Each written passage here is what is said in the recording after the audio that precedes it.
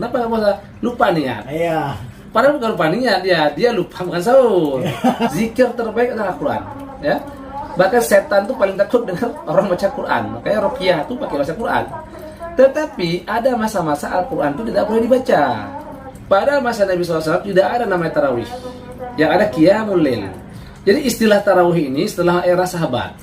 Bulan puasa kita dilalaikan dengan sinetron. Jadi bulan puasa. Bulan puasa. Mau buka puasa melayang.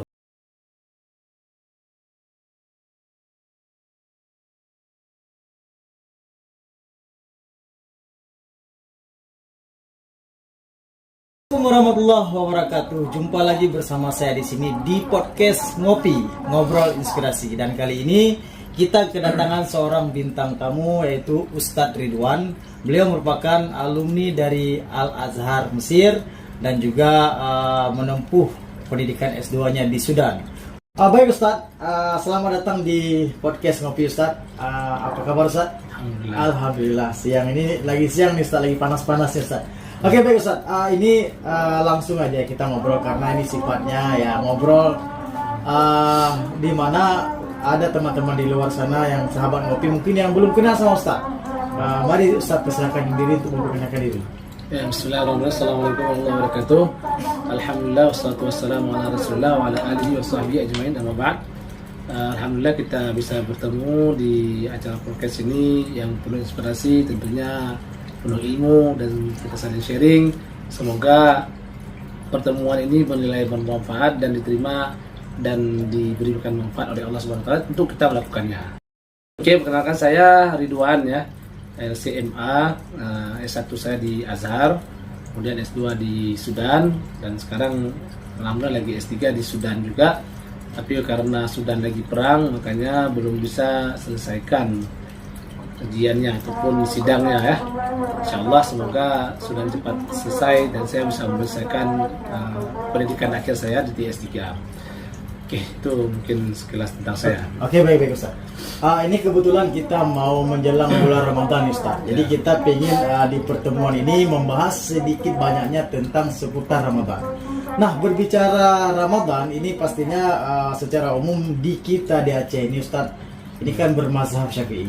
Nah, kita mulai dari bagaimana cara yang benar meniat dalam menjalankan puasa Ramadan Ustaz. Oke, terima kasih para presenter ya.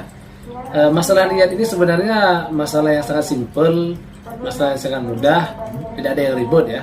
Oke, sedikit kita jelaskan. Yang pertama tentang khilafiyah, tentang niat ini. Yang pertama yang perlu kita garis bawahi, niat ini adalah keinginan kita untuk melakukan sesuatu itu namanya niat. Nah ya, nanti kita akan bahaskan tentang perbedaan ulama, apakah setiap hari atau cukup sekali sebulan. Nah ini akan kita jelaskan. Tapi sebelumnya saya ingin sampaikan tentang bagaimana cara niat sebenarnya. Jadi niat sebenarnya itu adalah mahal wa qalbu, artinya tempatnya itu di hati. Keinginan kita melakukan sesuatu itu namanya niat. Artinya nggak perlu juga kita nawaitu shauma ghadin ya, teman itu boleh sifatnya ya, bukan sunat juga. Ya kalau kita nggak pakai nawaitu shauma ghadin itu nggak apa-apa. Kita misalnya makan simpan nasi goreng malam ya, untuk niat kita untuk makan sahur, tiba-tiba kita bangunnya habis subuh. Nah ini bagaimana? Ini sudah niat. Nah ini kira sudah niat, meski dia tidak bilang nawaitu shauma ghadin atau tidak makan sahur. Tapi rencana dia makan sahur, otomatis dia pasti mau berpuasa. Tidak mungkin kalau untuk sahur apa? Pasti untuk puasa, maka itu dikira sebagai niat. Nah itu yang pertama yang saya sampaikan. Yang kedua, apakah niat puasa itu setiap hari ataukah dia cukup satu kali untuk 3 bulan, untuk sebulan ya, sebulan penuh. Ini terjadi khilafiyah juga antar mazhab ya. Kalau sebagai ulama mengatakan tiap hari, setiap hari, karena ibadah ini tidak seperti ibadah sholat ya. Ibadah sholat itu dia satu serangkai, misalnya 4 rakaat. Jadi cukup satu kali niat untuk sampai salam keempat. Jadi nggak perlu tiap kali rakaat itu niat ya. Beda dengan puasa. Berpuasa itu dia setiap hari itu ibadah terpisah dia. Jadi satu hari ini selesai, besok kita lanjutkan lagi ya. Maka kalau begitu kita harus niatkan setiap hari.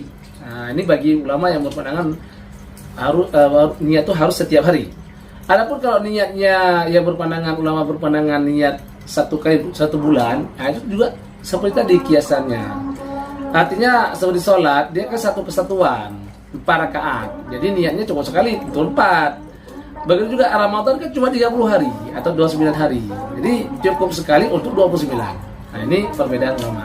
Tapi untuk menghindari pada khilafiyah mazhab ini ataupun khilafiyah antar ulama ini, ya sebaiknya kita niat setiap hari. Dan niat dilakukan itu startnya setelah kita habis makan sahur, makan berbuka puasa. Itu udah bisa niat untuk besok ya, untuk berpuasa kembali.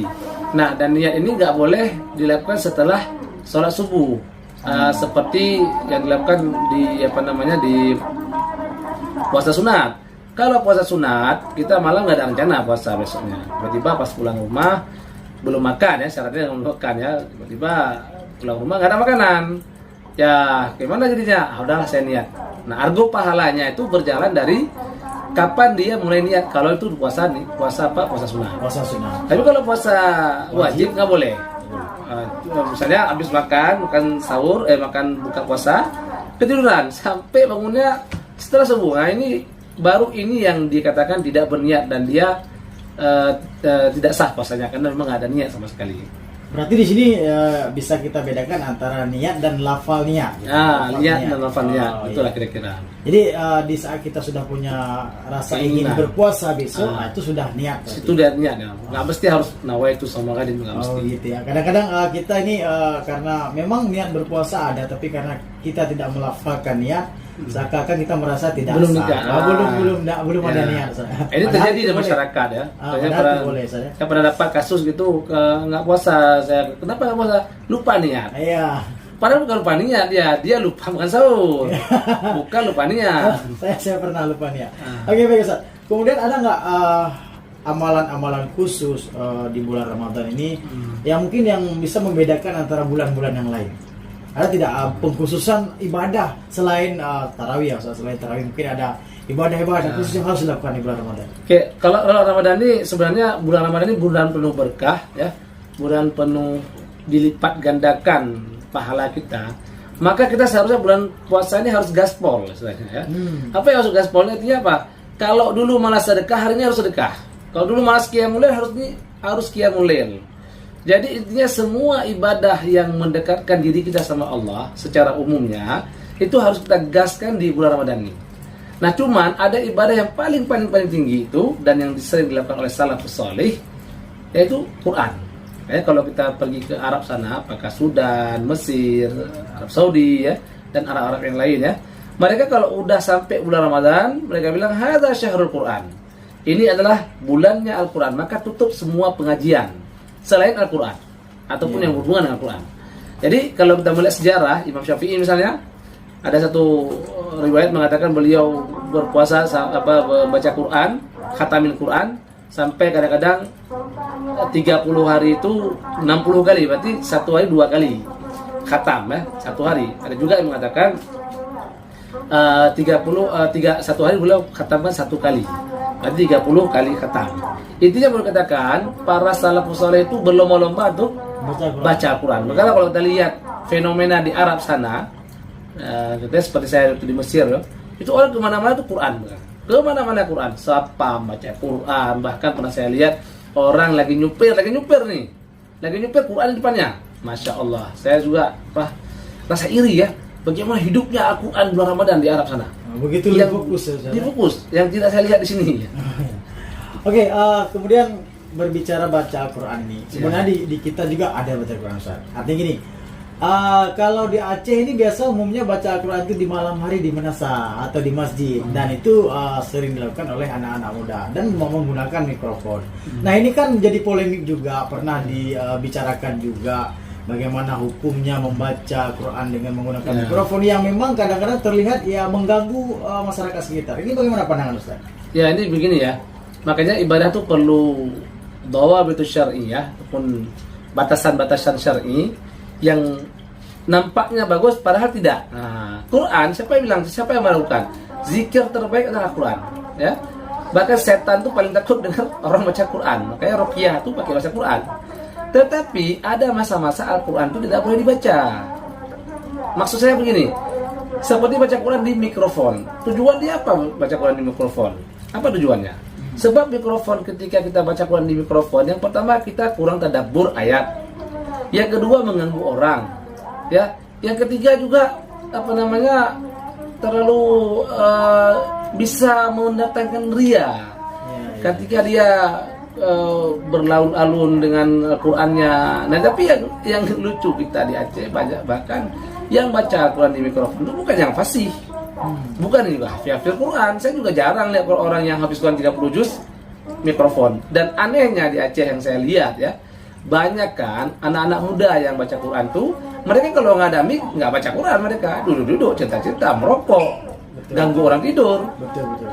Pas nggak ada mic, ngebos Qurannya. Nah, giliran nanti jam 3 malam, jam 3 subuh, melagu-lagu, ganggu orang tidur. Nah, ini sebenarnya tidak boleh dalam syariat, karena dalam syariatnya juga tidak ada perintah untuk bangunkan sahur orang. Bangun seperti itu nggak ada.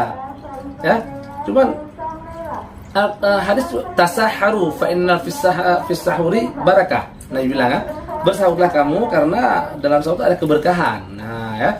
Artinya perintah sahur ini ya kita lakukan makan sahur ya.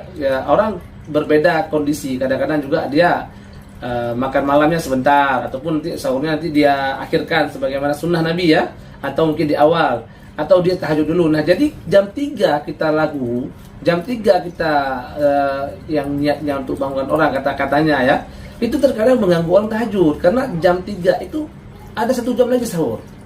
Nah, ini perlu di garis bawah ya, kita ingin cari pahala, jangan sampai cari pahala jadi dosa. Jadi dosa karena mengganggu orang. Mengganggu orang itu tidak boleh dalam syariat. Bahkan ibadah terbaik adalah ibadah yang orang nggak tahu. Kalau kita baca Quran di rumah, silakan di rumah, lebih bagus. Setan keluar dari rumah kalau kita baca Quran. Apalagi sekaligus tadabbur, baca ayatnya, baca terjemahnya, kalau perlu baca tafsirnya. Itu jauh lebih bagus daripada mengejar tamat. Khatam. Jadi 1 ayat, 2 ayat kita baca lebih bagus daripada 1 juz kita baca tanpa tadabbur. 1-2 ayat kita baca tadabbur, kita pelajari, kita mendengarnya, itu lebih bagus daripada 1 juz yang kita tidak mengerti apapun. Baca aja. Artinya kalau mau baca Quran, silakan, mau di masjid juga boleh, di rumah juga boleh. Nggak perlu harus pakai pengumuman saya lagi baca Quran. Cukup Anda saja. Allah yang tahu hati Anda bagaimana. Allah yang tahu Anda lagi baca Quran karena beliau, karena Allah, atau karena ingin nampak-nampakin sama orang. Jadi benar baca mikrofon, banyak sekali kerugian yang kita dapatkan. Pertama, bisa jadi kita nggak ikhlas. Yang kedua, itu yang paling besar, itu mengganggu orang. Yang ketiga, mungkin bacaan-bacaan kita yang salah-salah tuh nggak ada yang saya benarkan. Benar, ini karena memang fenomenanya kita silakan. Fenomenanya yang kita lihat memang yang baca Quran di mikrofon itu memang ya sama seperti saya katakan bahwa bukanlah orang ahli Quran, bukan orang baca Quran, dan hal lain juga memang sangat mengganggu orang sekeliling. Kemudian ini memang sama halnya dengan membangunkan sahur dengan keliling kampung yang memang ribut ya rasanya, itu juga tidak dibenarkan atau bagaimana, Ustaz? Ya sama juga, tidak ada perintah syariah seperti itu. Soalnya kalau jam 3 kita bangunkan orang sahur, orang kadang-kadang bangunnya mau setengah jam lagi sebelum subuh. Ya, maka karena waktu sahur terbaik adalah waktu-waktu akhir. Jadi kadang-kadang dia akhirkan, awal-awal dia tidur dulu atau tahajud lah. Kita terganggu dengan suara-suara itu. Oke, baik Ustaz. Kemudian kita coba ingin membahas sedikit dengan dan doa ketika berbuka puasa. Ini kan masih juga ada beberapa cara juga, sama halnya dengan meniat puasa tadinya. Ini bagaimana, Ustaz? Menyangkut dengan doa puasa ya, itu yang setahu saya tuh yang hadis saya tidak ada, tapi derajat mungkin yang lemah ya. Wallahu a'lam kalau ada yang sahsan ya. Jadi ada yang mengatakan Allahumma laka sumtu, ada juga yang mengatakan zahabaz zama'u. Yang kedua-duanya itu para ulama meringankan, boleh dua-duanya karena zikir berbuka puasa. Yang itu caranya yang penting ya. Kalau kita melihat daripada doa itu Allahumma laka sumtu kan, wa bika amantu wa ilaika aftartu kan. Jadi kan ada tu yang menggambarkan tuh bentuk masa lalu. Sama juga zahabaz zama'u wa qallatil uruqu. Jadi zahabaz zama'u hilang, dahaga telah hilang. Zahabaz zama'u wa qallatil uruqu, keringat sudah kering ya. Basta batal ajur insyaallah, dan semoga kita dapat pahala ya. Nah ini semua pakai fi'lul madhi, artinya past tense kalau bahasa Inggris, artinya kata-kata masa lalu. Nah artinya bagaimana? Maksudnya kalau kita melihat makna daripada doa tadi, berarti kita minum dulu, baru berdoa. Oh begitu Ustaz. Bukan doa dulu baru Doa dulu baru minum. Nah, biasanya Bismillahirrahmanirrahim, minum, kemudian baru kita doa. baca doa. Begitu yang, yang banyak, yang bagus. Jadi sebagusnya kita ya seperti itu yang bagus ya. Setelah minum, baru setelah minum, baru sahabat sama. Nah, yang perlu digaris bawahi ya, yang perlu diingatkan, baca doa buka puasa. Ya setelah baca doa buka puasa, jangan langsung makan. Tapi doa lagi. Doa lagi. Apa saja? Itu kenapa Ustaz? Itu karena waktu mustajabah doa tuh ketika berbuka puasa. Oh, jadi sayang kali kalau kita nggak gunakan tuh baca doa, minimal kita baca doa sapu jagat. Ya. Rabbana atina fid dunya hasanah itu ya, karena doa itu kan bisa meliputi semua ya. Kalau emang udah nggak sanggup lagi, minimal doa itu ya. Cukup karena satu doa aja. Kalau emang nggak sanggup sabar, baru makan. Iya, karena memang sudah tergiur dengan makanan. Tergiur dengan makanan. Oke, baik Ustaz. Kemudian ini kita sedikit lagi mau kita coba berbincang menyangkut dengan jumlah rakaat sholat tarawih ya, karena memang puasa ini ya pasti ada sholat tarawihnya, dan ini juga sering diperbincangkan, bahkan sering kita dengar polemik-polemik perbedaan pendapat menyangkut dengan hal ini. Ya, sebenarnya ini bagaimana Ustaz? Jadi sebenarnya di kita ya, di Aceh terutama atau di Indonesia mungkin ya, yang sangat ribut masalah 28, tapi kalau di Arab sana biasa saja. Kita lihat di Masjidil Haram misalnya 20 ya, di luarnya 8, biasa saja mereka, tidak ada sampai ribu-ribu ya. Karena sebenarnya siogianya ya, kalau ada yang mengatakan sholat 8 rakaat itu bid'ah katanya, bukan salat tarawih, ini yang salah ini. Ataupun kalau ada yang mengatakan 20 rakaat itu salah, itu juga salah. Kenapa? Kalau kita lihat 28 ataupun 11 ya dengan witir ya, itu yang dilakukan Nabi SAW. Ingat, pada masa Nabi SAW tidak ada namanya tarawih, yang ada qiyamul lail. Kapan di start? Di startnya setelah sholat isya, ba'diyah isya, langsung start masuk sholat qiyamul lail. Sampai kapan? Sampai kira-kira menjelang subuh, dah hampir subuh. Yuk, berarti jangan tanya panjang lah, satu malam penuh. Ya, atau makanya qiyamul Ramadan memang betul-betul qiyam itu artinya berdiri melaksanakan sholat. Jadi itu berlaku sampai pada masa Abu Bakar dan awal-awal kekhilafahan Umar. Jadi 11 rakaat ya. Nah kemudian pada masa Sayyidina Umar radhiyallahu anhu, karena memang berat sekali ya, 8 rakaat sampai pagi itu, sampai menjelang sahur itu berat sekali itu. Maka dipecah rakaatnya menjadi 20 dengan banyak istirahat ataupun 23 dengan witirnya, istirahat ya. Jadi 20. Nah ini dan pendapat ini yang mengatakan dua-dua benar bukan pendapat saya ya, pendapat mazhab Syafi'i juga, seperti Ibnu Hajar Asqalani dan Ibnu Hajar Al-Haytami dalam kitabnya Fatwa Hadisiyah, dan Ibnu Hajar dalam kitabnya Fathul Bari. Jadi kalau ada yang mengatakan ijma ulama bahwasanya salat tarawih itu 23 rakaat atau 20 rakaat, itu mana ijma'nya? Itu nggak benar itu. Karena itu memecahkan persaudaraan, sama artinya menyalahkan yang 8. Yang betul silakan 8, silakan 20. Boleh. Yang mana aja boleh. Makanya para ulama mengambil jalan tengah. Apa jalan tengahnya? Jalan tengah, kalau misalnya 8 rakaat, maka panjangkan ayatnya. Kalau 20 rakaat pendekkan ayatnya. Jadi ada istirahatnya. Jadi orang ikhlas, kadang-kadang terlalu panjang 8, aduh saya 20 aja santai. Ada istirahat, nggak apa-apa, silakan. Jadi awal mula sholat tarawih itu saat? Jadi istilah tarawih ini setelah era sahabat. Jadi masa sahabat Nabi itu belum ada nama tarawih. Kenapa dinamakan tarawih? Karena itu dari tarwihatun. Artinya maksudnya istirahat. Jadi ada diselingi istirahat. Dan di istirahat itu ya orang baca terserah, baca Quran kah, baca doa kah, salawat kah, terserah. Tidak ada zikir khusus. Tidak ada ya. Dan dibaca pun bukan secara jamaah, secara pribadi. Kalau dulu itu mungkin pada masa sahabat, itu berapa lama jeda istirahat kira-kira Ustaz? Itu Allah tidak ada disebutkan dalam sejarah ya, berapa lamanya itu tidak ada. Cuma jelas mereka istirahat tuh dengan zikir, Dengan zikir. salawat kah, zikir tahlilan, untuk membaca Quran, ya itu mungkin kita nggak tahu ya berapa jeda waktunya, tidak tahu ya. Yang jelas mereka istirahat supaya sanggup. Saya pernah lihat ada video di Indonesia, tapi saya juga sudah tidak tahu daerah mana itu. Pada masa istirahat dari sholat itu mereka senam. Senam itu ada, saya lihat video. Cuman terlihat lucu ya, ibadah senam. Oke, Ustaz, baik. Kemudian ada satu hal lagi ini menyangkut dengan Ramadan, yaitu imsakiyah. Nah, ini di mana batasan waktu imsakiyah itu sendiri, Ustaz? Jadi kalau kita lihat dari ayat ya, wa kulu washrabu hatta yatabayyana lakumul khaytul abyadu minal khaytil aswadi minal fajri. Nah, jadi ada perintah dalam syariat, makan minumlah kalian sehingga jelas antara benang putih dengan benang hitam, yaitu fajar ya. Antara fajar dengan malam itu jelas. Jadi kalau kita lihat dari ayat ini, berarti baru kita nggak boleh makan ketika benang putihnya jelas, yaitu masuk subuh. Nah, sebelum masuk subuh berarti masih boleh. Makanya imsakiyah yang dikatakan 10 menit itu, 10 menit kan lumayan ya. Iya. Bisa habis bubur tuh habis tuh 10 menit. 10 menit lama 10 menit. Maka ketika 10 menit itulah waktu yang paling bagus untuk sahur. Jadi kenapa saya sahur itu dianjurkan untuk diperlama supaya orang itu kuat. Ya, misalnya makan sahur ya jam 4:30, dulu masih nanti. Jadi makan sahur seadanya itu 10 menit, 15 menit sebelum subuh ya. Makanya imsakiyah maksud adalah ihtiyati bel. Bukan berarti nggak boleh makan tuh.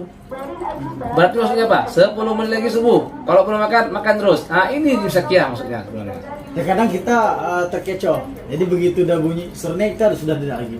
Ini salah. Ini pandangan salah. Yang betul lah, imsakiyah itu maksudnya ihtiyati, artinya menjaga diri supaya jangan makan ketika azan. Ya. Nah, ini sebenarnya begitu imsakiyah namanya. Oke, baik Ustaz. Setelah ini semua, apa kiat-kiat kita dalam bulan Ramadan ini untuk mencapai titel muttaqin, Ustaz? Seperti kita ketahui di ayat bahwa di ujung ayat kita untuk mencapai titel muttaqin. Ya. Itu bagaimana, Ustaz? Pertama sekali yang paling utama ya, kita untuk mendapatkan muttaqin itu nggak gampang ya.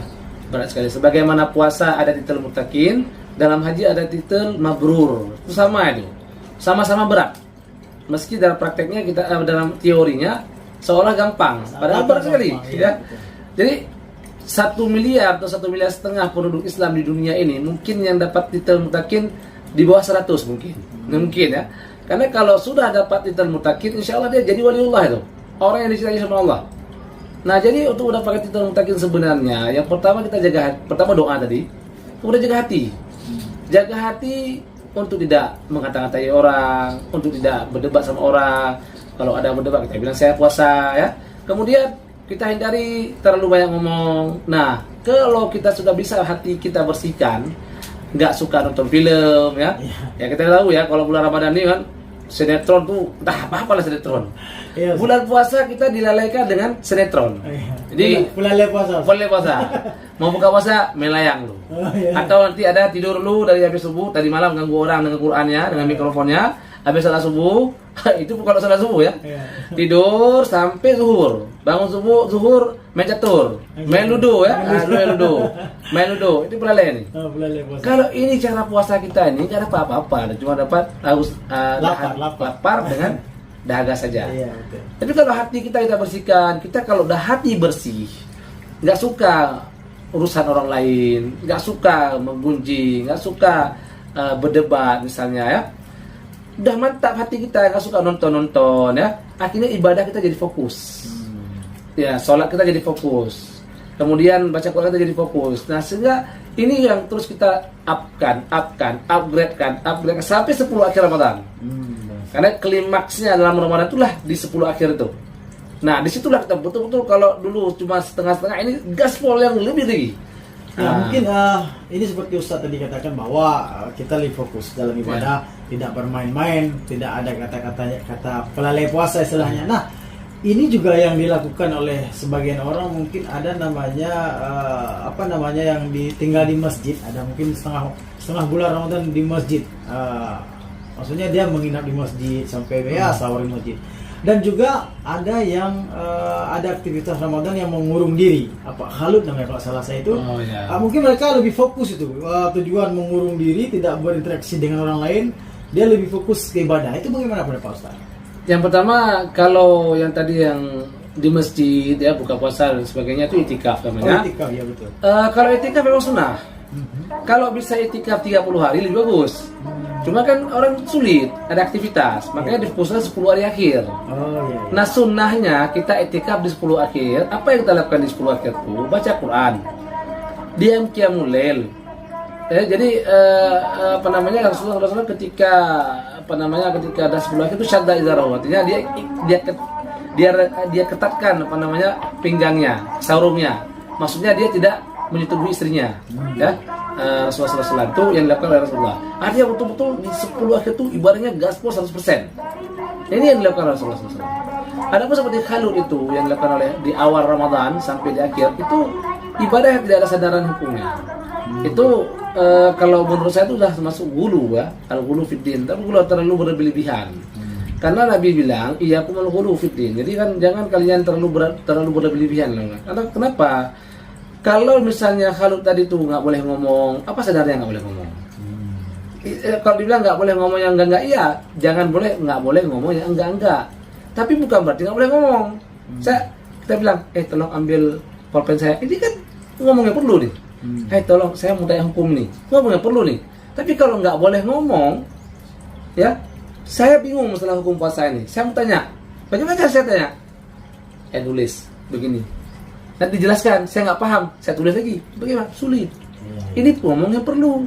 Jadi nggak boleh kalau kita bilang nggak boleh ngomong sama sekali. Padahal kalau ngomong yang perlu itu ibadah juga kan, saling ibadah juga. Kemudian dalam kalau juga tutup wajah, tutup muka. Ini dari mana dalilnya nih? Siapa yang lakukan seperti ini? Dari mana kita mazhab apa yang bilang seperti ini? Harus tutup muka. Oh nggak boleh lihat wajah. Kenapa nggak boleh wajah? Ya nggak boleh lihat wajah. Yang khilafiyah ulama itu masalah perempuan. Perempuan pakai cadar, ada yang bilang wajib, ada yang bilang sunnah. Jadi laki-laki nggak ada khilafiyah. Nggak ada ibadah itu yang harus tutup muka, itu nggak ada ibadah itu. Masuk lampu Ustaz. Masuk lampu lagi. Nggak ada. Rasulullah ajarkan tadi iktikaf di masjid, ya di masjid nggak keluar, tapi boleh ngomong, boleh juga interaksi, boleh juga ketawa-ketawi kita, ya dengan sewajarnya tentunya.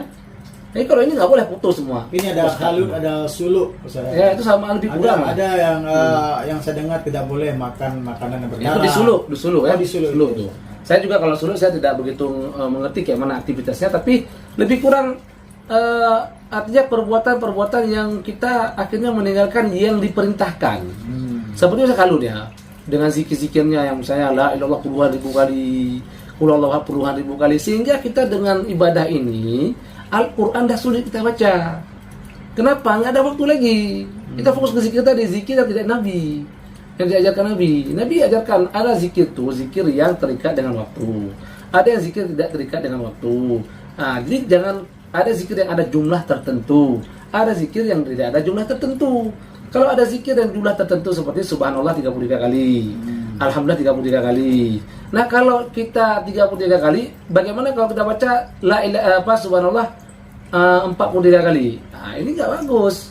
Kenapa? Karena Nabi 33 cuman. Tapi ada zikir yang nggak terikat waktu, misal seperti salawat. Boleh kapan saja. Boleh kapan saja. Nggak perlu sekian. Nah, ini ya, kalau dalam khalut ini ada jumlah tertentu dia, ada jumlah tertentu yang harus dipenuhi. Sehingga orang yang untuk khalut ini baca Qurannya sedikit. Kenapa? Udah sibuk dengan ini. Kenapa tidak disyariatkan saja ataupun diajarkan orang-orang ya? Kalau mau itikaf 30 hari udah di masjid aja. Di masjid tanpa harus tutup wajah, ya, tanpa ngurung diri di masjid. Selama 30 hari dia boleh ngomong juga, dia boleh makan darah-darah juga, dia boleh lihat wajahnya juga. Kali ini lebih bagus, sehingga Al-Quran dia bisa khatamkan berapa kali. Nah, kali lebih bagus tuh. Sebagaimana yang dilakukan oleh Imam Syafi'i. Nah, cara khalut ini tidak kita ketemukan dalam kita manapun. Jadi awal mula khalut ini kapan, Ustaz? Ya, saya juga wallahu alam dari mana itu jelas tuh bagian dari tarekat ya. Dari tarekat yang masuk ke Aceh mungkin ya. Karena khalut ini nggak semua daerah ada, kan? Karena di Arab saya nggak pernah ketemu khalut ini. Di Arab ini nggak ada nih. Ada ibadah lain mungkin yang menyerupai Khalud ini di Arab ini? Saya nggak pernah tahu ya. Nggak ada. Ya setahu saya tidak ada. Nggak ada. Wallahu alam kalau ada, tapi saya nggak tahu. Tapi kita mau ada atau tidak, kita lihat dari mana sandarannya. Ada nggak dalam kitab mazhab Syafi'i yang mengajarkan seperti itu? Ini kan fikih, ibadah. Ibadah itu kan fikih dia. Ada nggak yang ngajarin ini?